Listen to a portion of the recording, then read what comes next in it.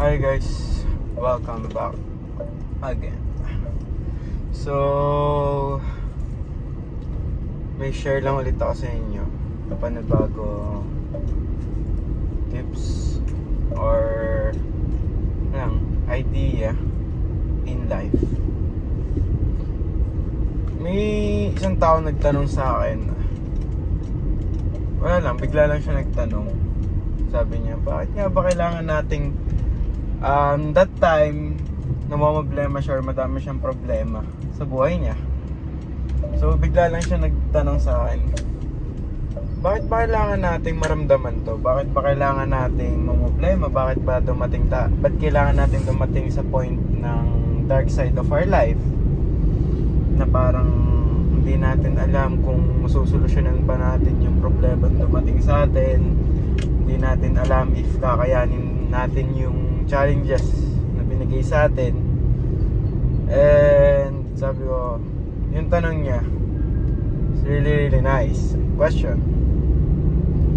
Nga ba kailangan ng isang tao or ng bawat individual maranasan ng dark side of our life or yung hirap?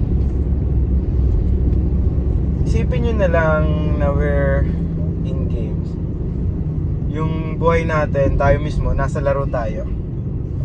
Isipin nyo yung laro na walang challenge. Like, andun lang kayo sa place, nakatayo lang kayo, constant yung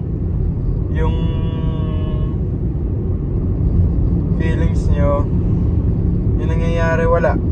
Same lang. Everyday yung nangyayari dun sa laro is just the same.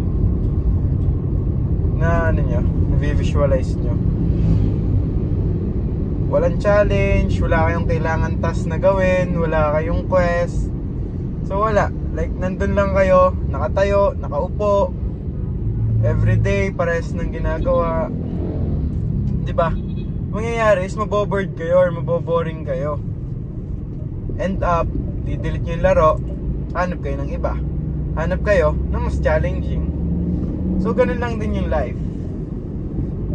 Kailangan natin sometimes maranasan yung dark side of our life para once na dumating yung blessing na para sa atin, yung joy na mararanasan natin o ma-experience natin is double or triple.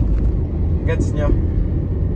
Kasi kung hindi nyo naramdaman or hindi natin mararamdaman yung lungkot, alam nyo yun, hindi natin may appreciate ng sobra yung mga happy moments na mangyayari or dadating sa ating buhay. So normal na dumating sa time na yun nga, dun sa tinatawag ko sa yung dark side of our life. Yung moment na hindi natin alam kung ano yung solution, bakit meron tayo nun, bakit binigay sa atin yung problema, yung pangyayaring yun, ba't binigay sa atin. It's just because pinaparamdam sa atin yun so that kapag dumating yung blessing na para sa atin, it's double or triple natin siyang may enjoy. Okay? Kasi ganito lang yan. To appreciate water, you need to be thirsty first. Kasi tayo everyday meron, if swerte kayo sa buhay, di ba? Like everyday hindi naman natin problema ang inumin, ang water especially. Hindi natin problema, like bili lang tayo kahit saan, punta tayong convenience store, grocery or what, may water tayo mabibilan or any beverages. But try to run 10 kilometers without any beverages and no water, any drinks. And kapag uminom ka ng water, I'm telling you, yung saya nung inom mo ng water or any beverages, first sip mo, you will enjoy it 2 times or triple times kapag nainom ka lang ng regular day ng water. So ganon, you need to be thirsty first to enjoy the water. So ganun lang din sa life. You need to feel first the dark side of your life Para kapag dumating yung joy or yung blessing na para sa'yo, yung joy na mararamdaman mo is double or triple.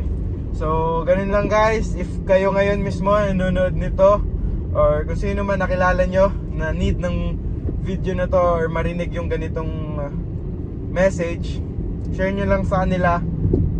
Or ikaw mismong nanonood, baka ikaw nasa dark side of your life ka ngayon. It's normal, part ng human being na maranasan yung ganyan. So, lagpasan nyo lang. Alam mo yun, sa tingin natin walang mga solusyon sa mga problema or sa mga challenges na nadating sa atin.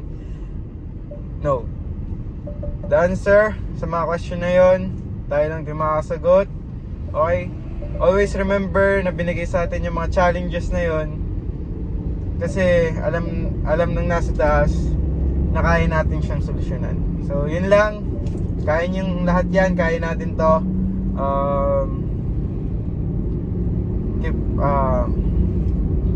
Keep stepping on your goals. Okay? Kaya niyan guys. Peace.